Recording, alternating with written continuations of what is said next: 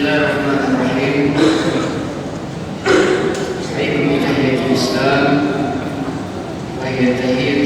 Assalamualaikum warahmatullahi wabarakatuh. Assalamualaikum warahmatullahi wabarakatuh. Alhamdulillah, alhamdulillahirabbil alamin. Wassalatu wassalamu ala Rasulillah Muhammadin wa ala alihi wa ashabihi ajma'in. Amma ba'd. Jamaah sekalian, muslimin dan muslimat, hadirin wal hadirat, rahimani wa rahimakumullah jami'an. Kita sama-sama mensyukuri nikmat Allah Azza wa Jalla, dan kita juga sama-sama bersalawat kepada Rasulullah sallallahu alaihi wasallam. Mudah-mudahan rasa syukur kita Allah tambahkan iman. Mudah-mudahan salawat-salawat kita Rasulullah beri syafaat yaumul qiyamah nanti. Amin ya rabbal alamin. Jemaah sekalian yang dirahmati Allah, pada kesempatan kali ini kita akan memanfaatkan waktu untuk sama-sama belajar kembali tentang beberapa hal yang terkait dengan fikih muamalah dalam ibadah kurban. Mudah-mudahan ini dapat bermanfaat bagi kita semua. Tentu saja satu hal yang perlu kita sepakati, karena inilah yang juga menjadi standar atau menjadi rujukan kita dalam beberapa studi kasus atau dalam beberapa persoalan fikih. Apa itu? Yaitu maqasidu atau maqasid, tujuan utama dari ibadah kurban ini. Itu pertanyaannya, apa maqasid? Apa tujuan utama dari ibadah kurban? Mungkin akan banyak, tapi jika berpendapat maqasid itu dari ibadah kurban itu adalah berbagi daging. Itu tujuan utamanya sebenarnya. Berbagi daging kepada mereka yang mungkin dalam tanda petik du'afa, fakir miskin yang jarang makan daging, yang mana proses pembagian daging itu kemudian dilakukan dengan penuh kegembiraan. Kenapa kita katakan tadi maqasid ini penting? Karena misalnya ketika ada pertanyaan hewan apa yang paling layak untuk dijadikan hewan kurban, maka dari sekian banyak syarat, salah satu syarat yang tidak boleh dilupakan, hewannya harus gemuk, harus banyak dagingnya. Karena kalau sekedar untuk kemudian menggugurkan ibadah kurban, bisa saja nanti yang dipilih yang paling murah misalnya. Termasuk pertanyaan itu juga muncul, yang mana yang diutamakan, jantan atau betina? Memang tidak ada, kita lihat tidak ada pendapat yang kuat apakah itu jantan atau apakah itu betina. Tidak ada pendapat yang saling yang kuat ini loh yang kuat, tidak ada. Sama-sama kuat lah, boleh jantan boleh betina. Nah problemnya adalah menurut beberapa pakar, betina itu dagingnya lebih sedikit. Apa saya terbalik ya? Mohon dikoreksi. Karena dia lebih sedikit dagingnya, lebih murah harganya. Karena lebih murah harganya, dipilihlah yang ini. Nah ini jadi kita kemudian nanti akan bertanya juga, kalau begitu apakah harus mahal? Tidak juga, tapi yang harus banyak dagingnya. Ya pandai-pandailah menawar, dapat pedagang yang bagus harganya, kualitas hewannya juga bagus. Jadi itu ya poin pertama tentang kalau kita bicara kurban itu sendiri. Poin yang kedua, kita juga harus sepakat bahwa ibadah kurban ini tidak hanya bicara ibadah sih, maksudnya itu hanya dalam konteks hablum minallah, tetapi ini juga adalah hablum minannas, terutama dari aspek sosial ekonomi. Dari aspek kalau spiritual nampaknya kita semua sudah paham. Pertama, intisari dari ibadah kurban dari aspek spiritual itu adalah bentuk ketaatan kita kepada Allah. Sementara dari aspek sosial ekonomi, tujuan utama adalah distribusi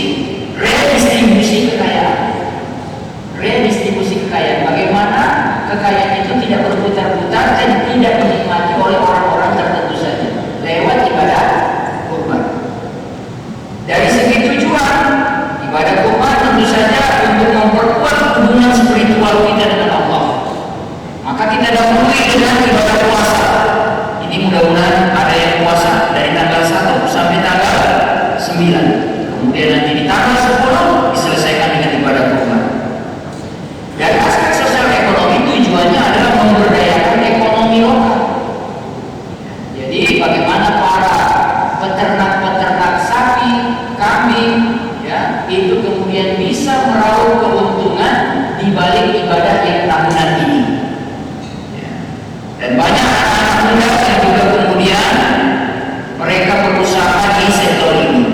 Bagaimana kita bisa mendukung mereka? Tidak punya modal, maka adalah orang-orang kaya yang mereka punya kelebihan harta. Bikinlah harta mudharabah, yang pemilik punya harta jadi sahib rumah, jadi pemilik modal. Anak-anak muda yang semangat, yang kuat, yang masih sehat, yang bisa bergerak dengan lincah, dikasih modal itu. Kalau ada kerugian, selama itu bukan karena moral hazard, selama bukan karena kesengajaan atau tindakan cacat dari pemuda tadi, maka yang menanggung resikonya adalah sahib rumah yang punya modal. Kalau berhasil, bagi hasil. Siapa yang paling banyak? Berikan kepada yang bekerja, yang mudharibnya kepada yang anak muda. Yang memberi modal, tidak usah banyak-banyak, dia sudah punya banyak harta. Nah, itu dia. Ya. Nah, dari segi dakwah, mudah-mudahan dengan ibadah kurban ini kita mengungkapkan rasa syukur kita kepada Allah, dan hubungan sosial masyarakat terjadi hubungan yang erat, ya, silaturahim, saling memberi dan sebagainya, sehingga ibadah kurban ini dagingnya pun boleh diberikan kepada sekalipun itu bukan muslim. Muslim bisa dapat, karena memang tujuannya untuk memperkuat kohesi sosial, hubungan di antara masyarakat kita. Boleh-boleh saja. Nah, jamaah sekalian dirahmati Allah, maka kita bikin pertanyaan ringkas, apa sih sebenarnya hukum kurban dalam syariat Islam? Pendapat pertama mengatakan wajib. Kenapa wajib? Dalilnya dari mana? Berdasarkan surah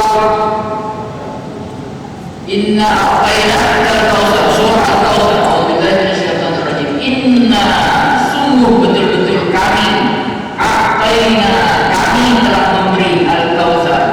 Inna a'tainaka, kami telah memberi kepada Muhammad al-kautsar, banyak sekali nikmat. Fasholli li rabbika, maka salatlah sembahlah Tuhanmu, wanhar, dan berkorbanlah. Kata fasholli itu dimulai dengan huruf fa. Bahasa Al-Quran, ahli tafsir ada yang berpendapat kalau ada yang dimulai perintahnya dengan huruf fa, fahuwa yadullu ala wajib, maka itu diarahkan mengandung makna wajib. Itu sebagian pendapat, sehingga ayat yang diabarkan dalam dua, ya ayyuhalladzina amanu wa orang beriman, idza tayantum bidainin ila ajalin musamma, kalau kalian melakukan piutang sampai kepada waktu yang kalian sepakati, ila ajalin musamma, itu ada kufa di situ, faktubu, maka catatlah. Sebagian ulama berdasarkan dari tafsir tadi mencatat segala transaksi utang piutang itu wajib. Tapi sebagian ulama lagi mengatakan tidak wajib, itu hanya sunnah. Maka dari dua pendapat yang kedua mengatakan tidak wajib, mereka bilang lihat Al-Baqarah 283 ayat selanjutnya, karena setelah dibaca ayat selanjutnya di situ ada beberapa opsi yang membolehkan tidak perlu menulis dengan beberapa catatan. Misalnya kalian sudah saling percaya, kalian punya jaminan, gak usah pakai catat, jaminan sudah dipegang, ngapain catat-catat? Nah, itu menunjukkan tidak selamanya huruf fa itu ya dulu ada wajib, tidak selamanya itu menunjukkan kepada hukum wajib. Cuma ini ada pendapat kurban wajib, itu dari pertama mereka pendapat itu. Dan yang kedua yang mereka pakai adalah Rasulullah SAW semenjak ibadah ini disyariatkan tidak pernah meninggalkan sama sekali. Tiap tahun sampai meninggal.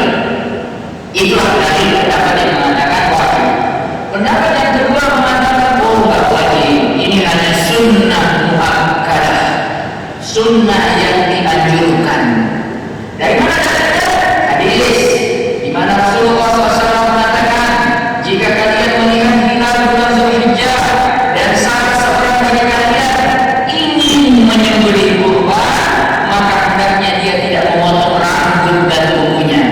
Kata dalam hadis itu kata ini. Tadi kan ada kita bilang kalau kalian melihat tidak, kalau kalian ingin, kata ingin itulah yang membuat pendapat kedua ini mengatakan hukum ibadah kurban sunnah muakkadah. Karena kata ini berarti bisa ya, bisa tidak. Itu pendapat yang kedua. Ya. Pendapat yang ketiga mengatakan hampir mirip dengan pendapat yang pertama sebenarnya. Kurban itu jadi wajib kalau dia jatuhnya nazar. Kalau ada orang ada di antara kita mengatakan saya bernazar bahwa tahun 2025 saya akan potong rambut, jatuhnya wajib. Sudah. Nah, kalau ditanya mana yang paling kuat pendapat itu, jumhur ulama sunnah muakkadah. Karena kalau wajib, agak repot juga yang nggak mau, ya kan? Nah, gitu ya. Jadi ini sunnah muakkadah. Nah, kalau begitu definisi sunnah muakkadah itu sunnah yang sangat dianjurkan. Kira-kira begitu. Sehingga dari hukum inilah pertanyaan lain baru muncul. Bayar dan berkurban dulu atau bayar hutang? Nah, itu pertanyaan yang muncul. Karena masing-masing kategori sunnah muakkadah. Kurban dulu atau bayar hutang? Pertama, pendapat pertama mengatakan prioritaskanlah hutang. Tapi ada keterangannya. Katanya kalau hutang itu model hutang yang jatuh tempo. Apa yang terjadi di model hutang jatuh tempo? Ya harus lunas. Tinggal berapa hari lagi, besok lusa. Ini tuan minta bayar lunas sekian-sekian. Harus dilunasi. Dan karena dia lunasi, uangnya nggak ada lagi untuk beli korban. Dia nggak wajib berkorban. Kenapa? Udah nggak punya duit. Pendapat yang kedua mengatakan, oh dilihat, jika utangnya itu bukan model jenis utang jatuh tempo, dia hanya utang kredit misalnya. Sebenarnya utangnya gede, cuman per bulan disuruh bayar 500.000. Uang dia 4 juta. Uang orang ini 4 juta. Bulan ini, awal bulan ini, kita besok sudah mulai awal bulannya. Itu jatuhlah bayar kredit di tanggal 1 dan 2 setiap bulan. Maka dia keluarkan uangnya 500.000 bayar utang. Berarti uangnya tinggal 3,5 juta. 3,5 juta dia masih punya uang untuk beli korban. Nah, itu pertanyaan. Itu jawaban dari pertanyaan bayar utang dulu atau korban dulu. Gitu ya. Nah, sebaliknya ada pertanyaan yang arah lain. Kalau ini konsepnya kita punya utang. Bagaimana kalau misalnya kita itu punya uang 3 juta? Ini sudah tanggal 1 besok, tanggal 30, tanggal 1, 2. Punya uang 3 juta. Tinggal 500.000 lagi bisa korban. Masalahnya udah cari ke sana kemari, kiri kanan, nggak ada dapat 500.000. Nggak ada orang yang ngasih. Sebenarnya ada. Ya, cuma belum ketemu. Gitu ya kira-kira ya. Nah, kebetulan DKM bilang kami membuka layanan pinjaman sebesar 500.000 sampai 1 juta per orang per jamaah yang mau ikut berkorban di tahun ini. Nah, pertanyaannya, boleh nggak ikut begitu? Boleh nggak berhutang untuk berkorban? 3 juta tambah 500.000, hutangnya 500.000. Boleh nggak berhutang? Nah, disitulah ulama juga berbeda pandangan. Ada yang mengatakan nggak usah hutang-hutang, nggak usah. Simpel, nggak usah berhutang. Pendapat yang kedua agak lebih fleksibel. Dia katakan boleh berhutang dengan syarat mampu bayar. Sebenarnya kalau kita perhatikan, utang piutang ini cuma satu kuncinya. Yang penting bisa bayar.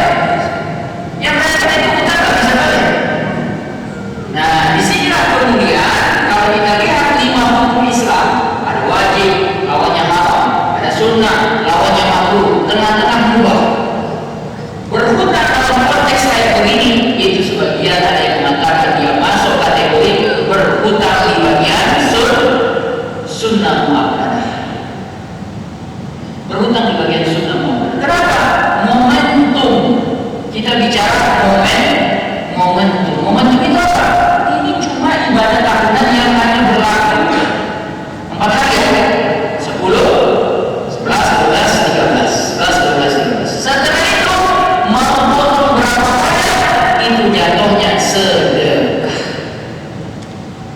Nah, oleh karena kalau ditanya, jadi boleh ada utang? Boleh. Yang penting Anda sanggup untuk membayar utang tersebut. Tapi saya sanggupnya bulan depan, silakan disepakati. 2 bulan cicil lagi 2,5 bulan, silakan disepakati. Itu hanya persoalan teknis operasional. Jemaah sekalian yang dirahmati Allah Subhanahu wa taala, yang paling penting adalah bayar. Karena kata Rasulullah SAW, menunda-nunda bayar utang bagi orang yang mampu itu adalah kezaliman. Nah, kita pindah ke isu yang berikutnya. Ustaz, bolehkah arisan kurban? Itu lagi caranya. Ada 5 orang, 10 orang. Ya, kalau 5 orang itu berarti 500.000 mereka per orang. Kalau kali 5 dapat 3,5 juta. Kira-kira begitu. Nah, ada yang mengatakan dari hukum aslinya arisan nggak boleh. Loh, kenapa arisan nggak boleh? Karena arisan itu jatuh-jatuhnya kayak orang berhutang. Nah, itu ada yang bilang begitu. Memang betul, nggak salah. Karena orang yang namanya keluar pertama, yang pocongan pertama keluar, itu artinya sebenarnya bukan dia beruntung. Dia bukan dapat rezeki Allah. Dia dapat utang dari siapa? Kawan-kawan yang 4 orang tadi. Tugasnya apa? Tugasnya pada bulan berikutnya dia tetap bayar iuran, nggak boleh kabur. Tapi namanya nggak boleh keluar lagi. Sehingga para ulama sebagian mengatakan boleh ikut arisan kurban berdasarkan dalil Al-Maidah ayat kedua.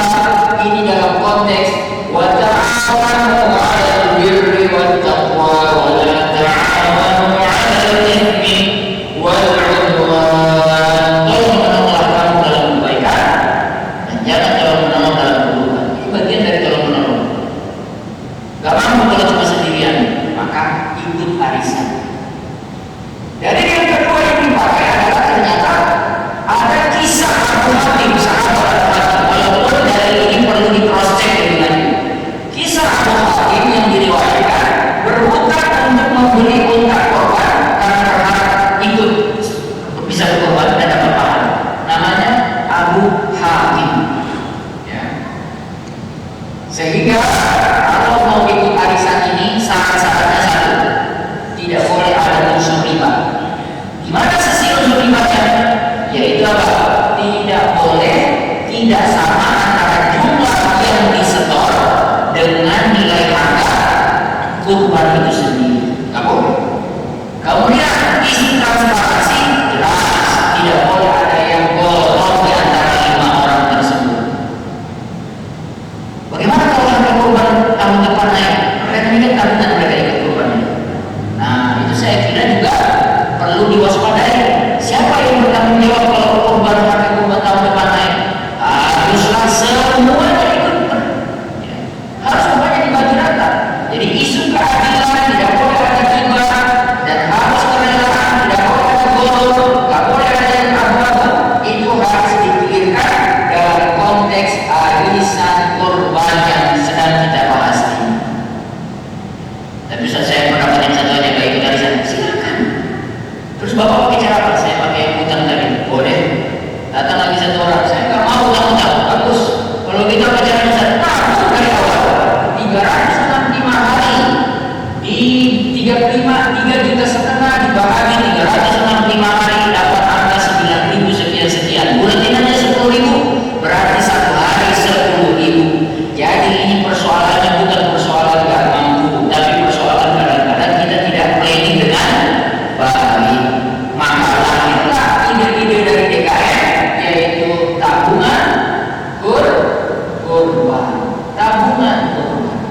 Ya, Bapak Ibu yang dirahmati Allah Subhanahu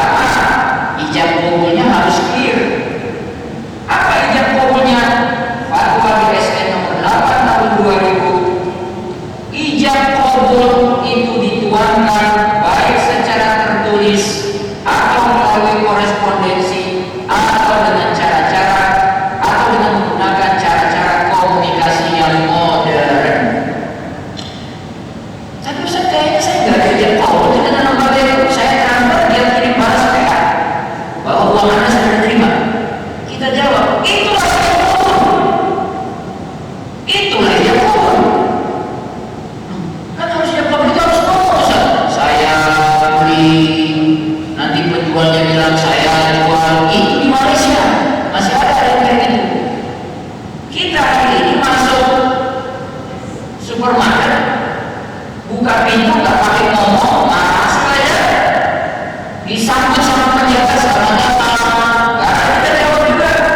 Kita masuk ambil barang, setelah ambil barang sekian barang kita bawa ke kasir, kita kasih ke kasir, dia mulai scan, dia mulai ngomong itu dengan sekalian dengan pulsanya Pak, kita cuma geleng kepala, nggak ada satu kata Pak, satu patah kata pun tidak.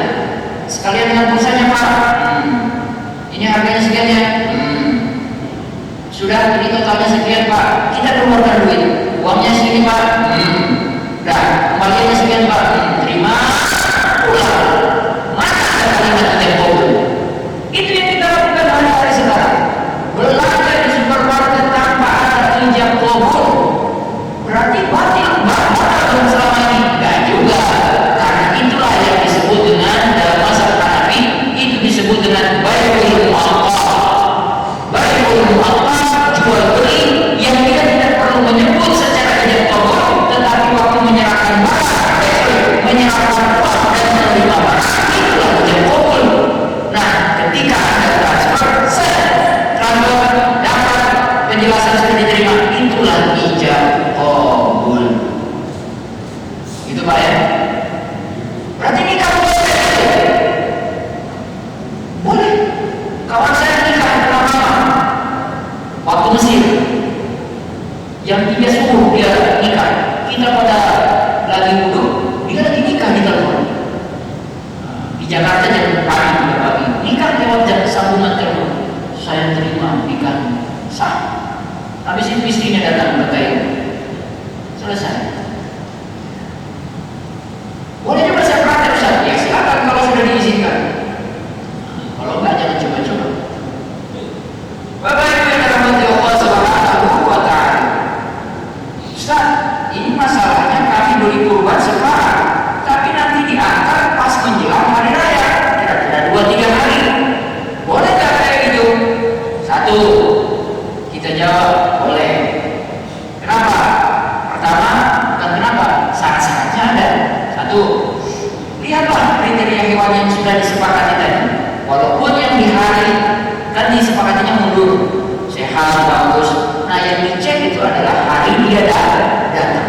Kalau ternyata tidak sehat, cacat, terlalu kurus, ya, nggak ada dagingnya, boleh dikembalikan. Ada namanya kita sebut dengan rival. Ya, kalau dalam bahasa fikihnya berarti Allahumma shalli ala sayyidina Muhammad. Khiyar, hakul khiyar, hak untuk mengembalikan atau membatalkan akad. Kenapa? Objek barang sudah tidak sesuai. Nah ini juga termasuk hati-hati. Kalau tadi kasus pertama, kasus sebelumnya beli hewan kurban digital lewat Tokopedia. Ada Tokopedia jualan, ya. Tokopedia jualan kambing. Nah itu harus jangan cuma lihat gambar, karena biasanya ada bintang kecil, gambar kadang tidak sesuai dengan kenyataan. Dibeli lihat gambarnya penuh, pastikan lurus, malu juga dengan panitia. Ya. Jadi harus cek dan dicek itu, ya kan? Nah jadi kriteria hewannya dilihat, kemudian beratnya tadi sudah. Bagaimana dengan perawatan dan pengiriman? Disepakati saja lah. Siapa yang menanggung biaya perawatan dan pengiriman sampai di hari H, ya 2 hari 1 hari sebelum Idul Adha, disepakati aja. Kemudian harga, DP, jenisnya, tanduknya, warnanya, kalau memang bisa dispesifikan. Intinya sebenarnya dalam konteks jual beli itu yang penting pertama tidak riba, yang kedua tidak terjadi maisir itu tidak terjadi gambling, yang ketiga tidak terjadi goror itu ketidakjelasan, sama yang keempat tidak terjadi kezaliman. 4 rumus ini Bapak pakai dalam konteks muamalah, selesai. Gak usah pakai nanya Ustaz lagi. Ustaz paling untuk meyakinkan dalil. Untuk di lapangan pakai rumus 4 ini tidak ada ribanya, tidak ada kolornya, tidak ada tafsirnya, dan tidak ada kezaliman di dalamnya. Penjelasannya memang agak panjang. Zalim itu kan ada zalim harga, ya, zalim macam-macam. Ya. Maisir juga ada penjelasannya. Kalau golor itu juga ada penjelasannya. Ada golor yang fahs, golor yang berat, sama golor yang ringan. Jadi waktu beli kambing itu, apa namanya? Nah itu menarik. Beratnya yang dibeli waktu itu 50 misalnya, 50 kilogram. Dia datang ke sini, itu susut. Berapa susutnya biasanya? Ada nggak tahu? Itu kan gitu. Perjalanan panjang ya Pak ya. Hewan itu kan naik truk, stres di jalan. Itu dia susut Pak. Nah susutnya itu coba disepakati standar kebiasaan dari Madura ke Bogor, sekian jam perjalanan. Kebiasaan susut itu katakanlah 10 kilo. Kalau itu sudah menjadi standar kebiasaan, berlakulah usul fikih. Kebiasaan bisa menjadi hukum. Ada kebiasaan bisa menjadi hukum. Tapi kalau dia bilang ini perjalanan panjang, ini stresnya kambing saya stres banget. Jadi berapa susutnya? 20 kilo. Ah, udah benar itu. Susut sampai 20 kilo, oh gila kita. Nah makanya disepakati. Kalau mau dikelirkan di awal, sepakat juga bikin poin. Yang susut yang kita maklumkan adalah 5 sampai 10 kilo. Di luar itu kita bincangkan lagi. Nah, gitu ya. Baca dengan Allah Subhanahu wa ta'ala. Ustaz, bagaimana nanti di lapangan kami ini banyak yang sembeli-sembeli ini, bolehkah mereka itu kami kasih upah? Namanya juleha, istilah mereka. Siapa juleha? Juleha itu juru sembelih halal, bukan juleha, bukan nama orang. Juleha itu sudah jadi istilah resmi. Juleha, juru sembelih halal. Untuk bisa dapat gelar ini dia harus ikut pelatihan dan dapat sertifikasi juleha. Ya. Makanya nanti pertanyaannya juga, apakah pemotong-pemotong hewan kita waktu kurban nanti sudah tersertifikasi juleha? Nah, silakan dilihat kembali. Ustaz, tukang potong kami imam di sini, nggak perlu lagi ikut juleha. Udah, bismillah. Kalau Bapak Ibu yakin, sebenarnya konsep juleha, program juleha ini adalah untuk meyakinkan saja. Kalau memang Bapak Ibu sudah yakin, imamnya nggak mungkin salah, bacaannya nggak mungkin salah, bismillah, tawakal Allah, sudah besar. Ya, tinggal kemudian supaya lebih mantap, daftarin dulu imam jadi juleha sembelihnya, supaya dia nantongin sertifikat. Kan keren, dunia dan akhirat terjadi. Nah, boleh nggak juleha kami kasih upah? Dalil pertama mengatakan tidak diperbolehkan memberi juleha tadi apapun dari hewan kurban itu. Apa katanya? Hadis riwayat Imam Ali radhiyallahu wajhah. Aku dilarang oleh Rasulullah mengambil upah untuk tukang potong jagal dari hewan kurban itu. Itu hadisnya. Aku dilarang oleh Nabi sebagai mantu. Aku dilarang oleh Nabi untuk, ini dia redaksi kalimatnya, untuk aku dilarang oleh beliau mengambil upah untuk tukang potong dari hewan kurban itu. Apa yang menarik dari kalimat ini? Ini bisa kita lihat, kita telusuri redaksi kalimatnya. Aku dilarang mengambil upah untuk tukang potong dari hewan kurban. Berarti kalau orangnya bukan dari hewan kurban, boleh. Kalau itu bahasa, belajar bahasa penting supaya kita tidak. Ustaz, tapi kan kita harus sesuai dengan bahasa. Oh, kalau begitu bapak mazhab as-Zuhri namanya. Ini mazhab sudah tidak ada hari ini. Berkembang beberapa tahun yang lalu. Namanya mazhab az-Zuhri, dikembangkan oleh pendirinya Abu Dawud az-Zuhri. Karakter mazhab ini adalah tekstual. Pokoknya apa yang tertulis itu hukum. Dia tidak boleh ada interpretasi apa. Kalau begitu bapak mazhab Zuhri, mazhab yang sudah tidak ada hari ini, sudah punah. Kenapa punah? Tidak ada murid-muridnya lagi yang meneruskan. Sempat berkembang beberapa abad yang lalu karena kebetulan penguasa waktu itu bermazhab Syafi'i rajin itu. Yang tersisa hari ini ya 4 mazhab. Sebenarnya ada 11 mazhab, tapi yang populer 4 mazhab. Itu adalah dalil yang mazhab pertama tidak diperbolehkan. Pendapat yang kedua tadi, supaya ini ada solusinya, ambillah fee itu dari infak pengkorban dengan besaran yang proporsional. Makanya DKM sudah bilang setiap satu hewan yang disembelih ada biaya sembelihnya itu satu, bisa dari hibah, bisa dari infak dan macam-macam. Cuma ini yang menarik, ada lagi yang berpendapat ini, Juleha boleh diberikan daging kurban. Dia kan habis potong tuh, ada daging tuh, dia boleh diberikan daging kurban dengan jumlah yang proporsional jika Juleha itu kategori du'afa. Jadi memang aslinya dia mustahil. Jadi pemberian daging tadi bukan karena status dia sebagai Juleha, itu cuma tambahan. Dia hakikatnya adalah mustahil. Itu pendapat bilang, ya, dia bilang begitu. Ya, boleh-boleh saja.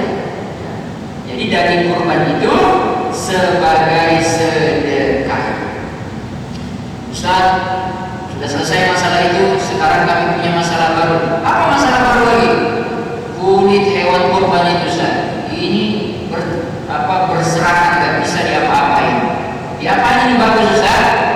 Pendapat Abu Hanifah. Seiring Abu Hanifah ada Imam Aqah, ada Imam Al-Auza'i, ada Imam Ahmad, Abu Ishaq, Abu Thawri, Asy-Syafi'i. Itu mengatakan, berpendapat bahwa kulit hewan kurban boleh dijual dan hasil penjualannya diberikan kepada penerima atau mustahik atau yang menerima daging kurban. Tapi saya kepikiran ini mazhab ini, pendapat ini. Saya ulangi kalimatnya. Mereka berpendapat bahwa kulit hewan kurban boleh dijual dan hasil penjualannya diberikan kepada penerima mustahik. Berarti kulitnya itu sebelum disembelih itu sudah terjadi transaksi sebelumnya. Sudah terjadi transaksi sebelumnya. Karena nggak mungkin dong di hari yang sama habis sembelih ada kulit, ambil dulu pembeli kulit baru transaksi. Bisa saja tapi ada repot. Bisa saja, bisa jadi adalah dia memulai transaksi itu beberapa hari sebelum pelaksanaan hewan kurban itu sendiri. Jadi intinya boleh dijual kata Imam Abu Hanifah, Imam Aqah dan lain-lain tadi. Silakan dijual, tapi hasil penjualannya tidak boleh lari ke siapa? Bukan ke korban, ke mustahik, orang banyak. Nah, Ustaz, yang ada terjadi hari ini repot pula kami memanggil orang-orang itu yang banyak itu untuk bagi-bagi hasil penjualan kulit hewan kurban ini.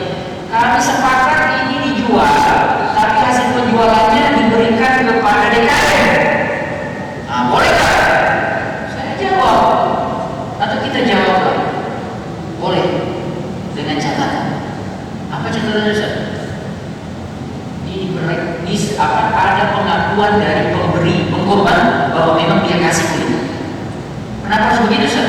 Ya karena memang aslinya hewan kurban itu dari ujung kepalanya sampai ujung kakinya, ekornya itu milik siapa?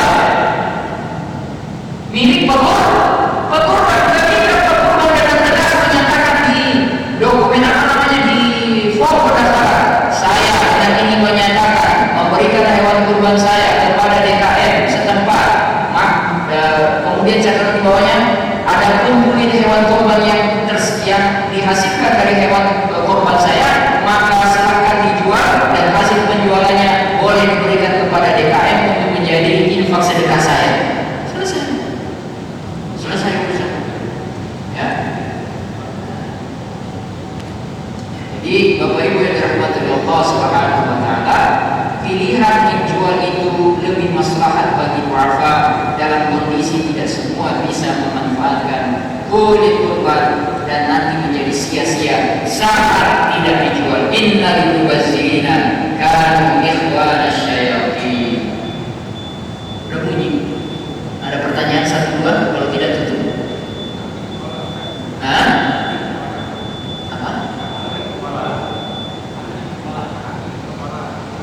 kaki kepala. Oh, dia tidak permintaan khusus. Yang minta siapa? Apa? Saya kurang dengar, mohon maaf, saya kurang dengar. Bisa dibantu? Oh, kaki sama kepala mau diapain itu? Ya, tadi pertama prinsipnya semua itu miliknya pekorban.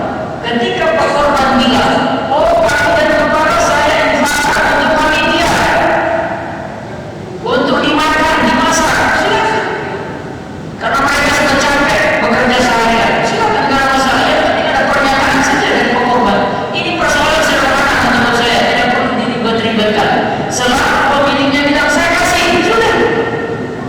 Kalau pemiliknya bilang begini, nah ini penting juga nih diingatkan konsep ini.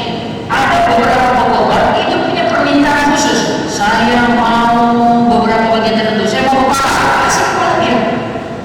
Harus begitu, karena dia yang punya kok. Kalau ada permintaan khusus, layani.